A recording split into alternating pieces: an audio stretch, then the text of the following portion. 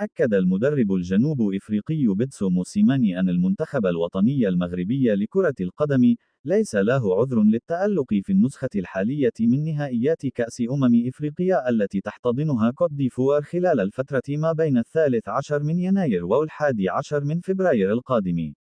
وقال موسيماني في تصريح لوسائل إعلام جنوب إفريقية: أتوقع أن يقدم المنتخب المغربي مباريات كبيرة في النسخة الحالية من كأس إفريقيا. وأضاف المتحدث نفسه: حتى أكون صادقا، منتخب المغرب ليس له عذر لعدم القيام بعمل جيد في الكأس الإفريقية، رغم أن هناك منتخبات صغيرة لديها لاعبين جيدين مثل غينيا بيساو بمحترفين ينشطون في أوروبا. ويواصل المنتخب الوطني المغربي استعداداته للمشاركة في النسخة القادمة من الكان، حيث سيقص شريط مشاركته في هذه النسخة بمواجهة تنزانيا الأربعاء القادمة. يشار إلى أن المنتخب الوطني المغربي يتواجد في المجموعة السادسة إلى جانب منتخبات تنزانيا وزامبيا والكونغو الديمقراطية.